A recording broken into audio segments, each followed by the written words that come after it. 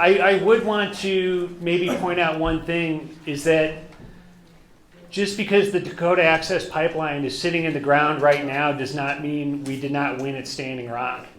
The only way we would have been defeated at Standing Rock is if we would not have committed to such a struggle.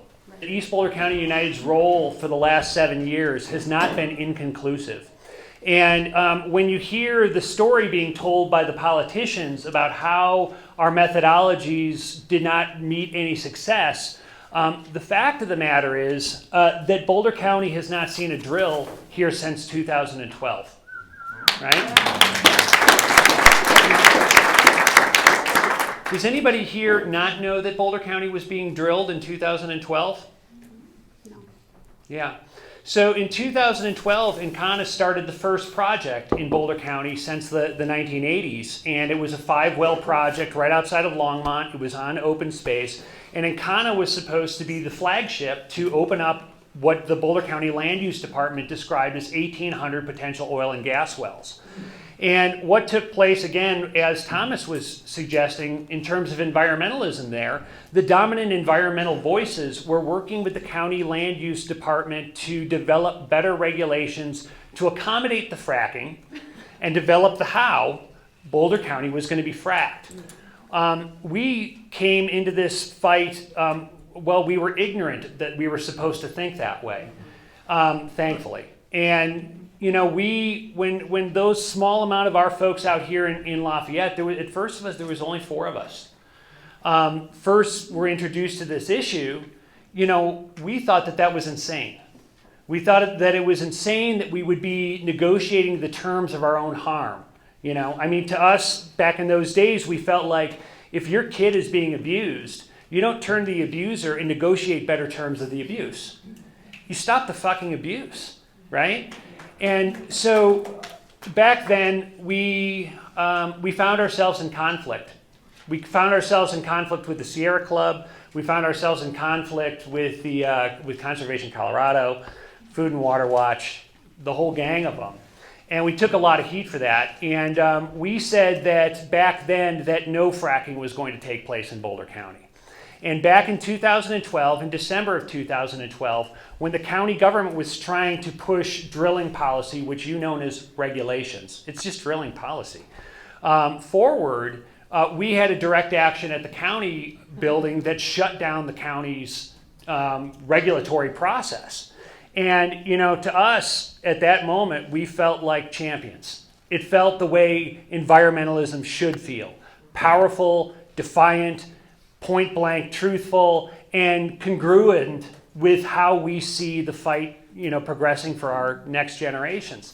That didn't stop the apparatus and the political class from flailing at EBCU, calling us militants and radicals, and, well, maybe they were right about those things. But to really take a hard line on that approach. And we did not back down. The Boulder County Commissioners at that point reinstitute a moratorium on drilling. That drilling moratorium went through 2013, and it was clear at one point that the county was getting heat from the Colorado Oil and Gas Association and the important people in the Democratic Party. And so the county commissioners took another vote about ending the moratorium, which was attended by another 300 or 400 people, and I should say quite a few more police officers that night. And the Boulder County Commissioners decided to end the moratorium in Boulder County. We knew that they were going to do that. We had a press statement ready to go out, knowing that their vote was going to overturn the moratorium, which they found very disconcerting that they were that predictable. But we called an emergency community meeting at that stage, which was attended by about 400 people. What was not talked about in that community meeting was regulating fracking. Was electing a new round of Democratic politicians. What we talked about that meeting were 2 strategies. One, immediate recall efforts for all 3 Boulder County commissioners, charging them with negligence to defend the people and the environment. And secondly, direct action to prepare ourselves to lock down to those bulldozers should they come over the county line. 3 weeks later, the Boulder County Commissioners called a meeting to revisit their vote on ending the moratorium. All three commissioners, and back then it was Elise Jones, Deb Gardner, and Cindy Domenico, all three commissioners gave a 15-minute to 20-minute speech saying that, well, they had found a new asthma study on oil and gas activity, and that whatever was going to take place on that day had nothing to do with any of the actions of the citizens of Boulder County. Which I thought, you know, if direct action exposes inherent contradictions, when I was hearing the politicians tell the community that their opinion had absolutely nothing to do with policy, that's the contradictions we like to expose. There was about 400 people in the meeting that night. We were overflowed into the lobby of the Boulder County Commissioner's office there. I remember starting to get a sense of what was taking place, and I remember turning to a woman with probably a 6-month-old baby, and I said, if this vote goes the way I think it's going to go, you might want to get that baby out of here because this place is going to blow up.